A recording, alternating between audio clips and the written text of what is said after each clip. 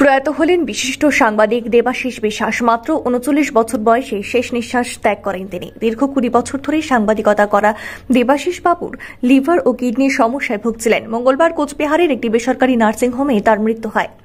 তার অকাল প্রয়াণে পরিবার, সহকর্মী ও সংবাদ মহলে নেমে এসেছে শোকের ছায়া। মৃত্যুর পর তার দেহ প্রথমে নিয়ে যাওয়া হয় তার নিজ বাড়িতে, আর এরপর কোচবিহার সদর মহকুমা প্রেস ক্লাবে নিয়ে গিয়ে তাকে শেষ শ্রদ্ধা জানান সহকর্মী ও শুভানুধ্যায়ীরা। পরে কোচবিহার প্রেস ক্লাবেও তাকে শ্রদ্ধা জানানো হয়। সবশেষে তার শেষকৃত্য সম্পন্ন হয়। তার মৃত্যুর সংবাদ ছড়িয়ে পড়তেই শোকাস্তব্ধ হয়ে পড়ে সংবাদ মহল। তার সততা, নিষ্ঠা ও কর্মদক্ষতার সকলের মনে চিরস্মরণীয় হয়ে থাকবে। তার আত্মার চিরশান্তি কামনা করছি।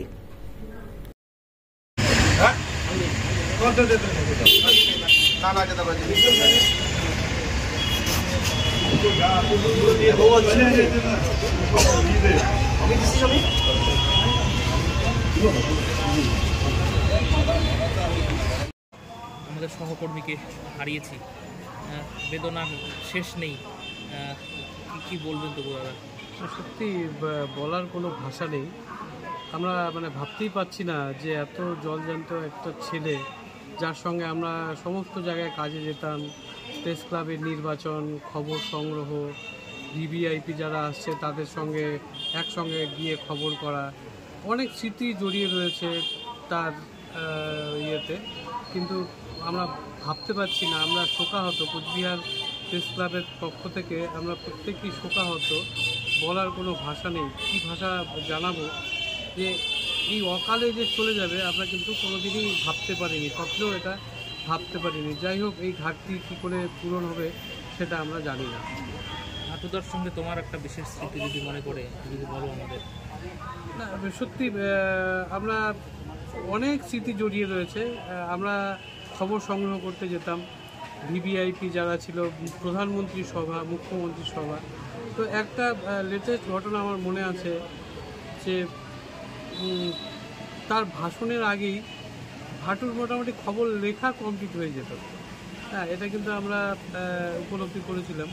কিন্তু পরে ফিরে এসে দেখতাম যে খবরের সঙ্গে কিন্তু অনেকটাই মিল রয়েছে, এবং সে মুখ্যমন্ত্রী বা প্রধানমন্ত্রীর ভাষণের আগেই সে খবর করে বেরিয়ে আসতো। এরকম আমার অনেকবারই হয়েছে, দেখেছি। কিন্তু পরবর্তী দেখা গেছে যে খবর যখন ওর খবরটা দেখছি আমরা, তো মোটামুটি সিমিলারই থাকছে। হ্যাঁ, এটা আমার মনে আছে। সবথেকে বড় ব্যাপার হলো এই শেষ কিছুদিন একটু উচ্ছৃঙ্খল হয়ে গিয়েছিল, তার সঙ্গে সেইভাবে আমাদের একটা যোগাযোগ হয়ে উঠতো না। বিভিন্ন জায়গায় কোচবিহার জেলার বিভিন্ন জায়গায় যেত, এবং সবথেকে বড় ব্যাপার হলো যারা অসহায় থাকতেন তাদের পাশে কিন্তু দাঁড়াতেন। আজকেই একজন ফোন করে বলছিল, আলিপুরদুয়ারের এক বিশিষ্ট সাংবাদিক, তিনি বাইক দুর্ঘটনায় সামান্য আহত হয়েছিলেন। এই খবর পেয়ে সঙ্গে সঙ্গে কিন্তু আমাদের দেবাশিস চলে গিয়েছিল তাকে দেখার জন্য। এটাও কিন্তু আজকে তিনি ফোন করে আমাকে জানালেন। সত্যি আজকের দিনটা কিন্তু ভুলবার নয়। কী করে যে তার এই শূন্যতা আমরা কাটিয়ে উঠবো সেটাই এখন দেখছি। সেটাই। হ্যাঁ, আমার নাম হচ্ছে অনুপম সাহা, সভাপতি, কোচবিহার প্রেস ক্লাব। কি বলবে? বলার কিছু নেই, তবু যদি কিছু বলো একটু। দেবাশিস বিশ্বাস ভাটু বলেই সবাই পরিচিত। সমস্ত জেলাতে সাংবাদিকদের খুব প্রিয় এবং সকলে খুব প্রিয় মানুষ ছিল ভাটু। এবং তিনি খুব অল্প বয়সে তার অকাল প্রয়াণে সাংবাদিকরা তো বটেই, কোচবিহারের বহু মানুষ তারা মর্মাহত। এবং আমরা আশা করিনি যে এত কম বয়সেই ভাটু চলে যাবে। এবং তার পরিবারের প্রতি যারাই আছেন, পরিবারের সকলকে আমাদের সাংবাদিকের তরফ থেকে সমবেদনা, এবং আমরা সবসময় চেষ্টা করব তাদের পাশে থাকার। ভাটুদার সঙ্গে কারণ একটা স্মৃতি যদি একটু বলো। ভাটু তো অ্যাকচুয়ালি খুব ভালো ফটোগ্রাফার ছিল। তো যখনই কোনো ভালো জায়গায় দেখতো যে ভালো, পেছনে ওর মনে হতো, ওর অ্যাঙ্গেলে মনে হতো যে ভালো কিছু আছে, তখন সে আমাকে শুধু নয় অনেককেই বলতো, ওখানটায় দাঁড়াও, তোমার একটা ছবি তুলে দিই। পরে সেই ছবি পাঠিয়েও দিত নিজেই, এবং সেই ছবি এখনও অনেকের আমাদের সাংবাদিকদের বা অন্যান্য যারা আমরা যাই না তাদের কিন্তু ফেসবুক ওয়ালে এখনও করছে। তাই আমরা শোকস্তব্ধ, এবং আমাদের কোনো বলার ভাষা নেই অ্যাকচুয়ালি, এত কম বয়সে কিন্তু। নাম আমার নাম দেবাশিস চক্রবর্তী। বলার ভাষা নেই, তাও যদি দু কথা যদি একটু বলো।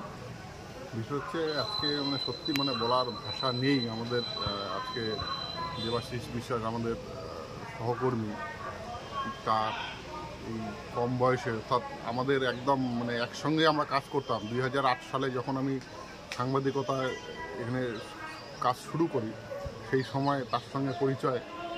আমি একটা লোকাল চ্যানেলে কাজ করতাম এবং সেও তখন একটি সাপ্তাহিক পত্রিকায় ছবি করতো এবং খবর লিখত। সেই জায়গার থেকে পরিচয় 2008 থেকে সেই জার্নিটা আজকে 2025। কিন্তু আমরা কখনোই ভাবিনি এই ধরনের একটা ঘটনা ঘটবে, কখনোই কাম্য ছিল না। কিন্তু এটা হয়তো বিধাতার একটা পরিহাস।